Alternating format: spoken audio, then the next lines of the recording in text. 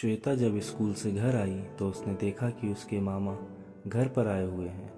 उसके मामा की नज़र जब श्वेता पर पड़ी तो उसके मामा ने श्वेता से कहा, आओ श्वेता, आज बहुत देर हो गई स्कूल से आने में। श्वेता ने कहा, नहीं मामा, मैं तो इसी टाइम पर आती हूँ, एक जगह ट्यूशन पढ़ने जाती हूँ, इसलिए देर हो जाती है। आप बताइए, आप कब आए मामा? उसके मामा ने कहा, तुम तो जानती ही हो, आजकल कोरोना वायरस चारों तरफ फैला हुआ है और लॉकडाउन की स्थिति कुछ अच्छी नहीं थी, इसलिए मैं यहाँ पर रहने के लिए आया हूँ।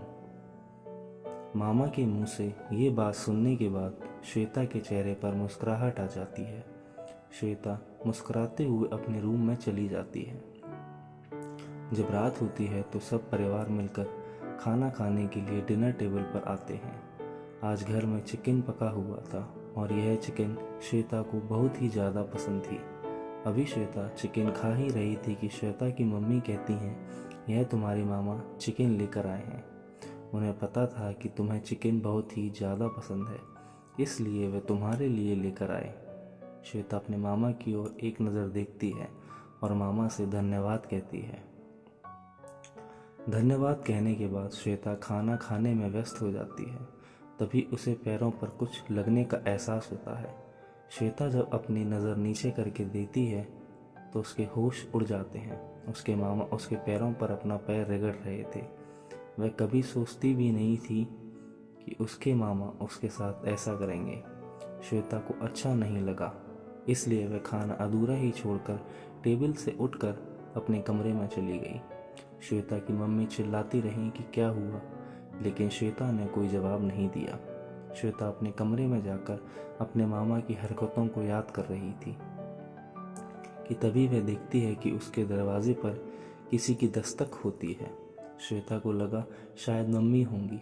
जैसे ही श्वेता अपने कमरे का दरवाज़ा खोलती है तो देखती है कि उसके मामा उसके पास आकर खड़े हुए हैं। श्वेता कुछ कह पाती कि उसके मामा उसके रूम के अंदर चला जाता है। श्वेता कहती, क्या हुआ मामा, आप क्यों मेरे कमरे में आए हैं? उसके मामा उससे कहते हैं कि तुम गुस्सा क्यों कर रही हो, आओ बैठो, मैं तुम्हें एक बात बताता हूँ। श्वेता ना चाहते हुए भी अपने मामा के पास आकर बैठ जाती है और कहती है, बोलिए, क्या कहना है आपको? श्वेता की मामा उससे कहते हैं, लगता है कि तुम मेरी हरकतों से गुस्सा हो गई हो। यह बात सुनकर श्वेता अपने मामा की आंखों में देखती है और कहती है, तो क्या मुझे खुश होना चाहिए? उसके मामा कहते हैं, देखो श्वेता, मैं तो तुम्हारा हेल्प करना चाह रहा था, क्योंकि कल को जब तुम्हारा कोई बॉयफ्रेंड होगा और वह जब तुम्हारे साथ यह सब करेगा तो तुम कैसे कर पाओगी? मामा के मुंह से यह बात सुनकर शायद श्वेता को कुछ समझ आने लगा था। श्वेता अब अपनी नज़रें झुकाकर कुछ सोचने लगती है और कुछ देर के बाद वह कहती है, मेरा तो अभी तक कोई बॉयफ्रेंड ही नहीं है। उसके मामा कहते हैं, आज नहीं है, लेकिन कभी ना कभी तो होगा।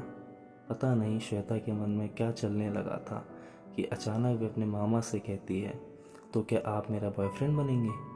श्वेता के मुंह से यह बात सुनते ही वे बहुत ही ज़्यादा खुश हो जाते हैं और अचानक से श्वेता को गले से लगा लेते हैं।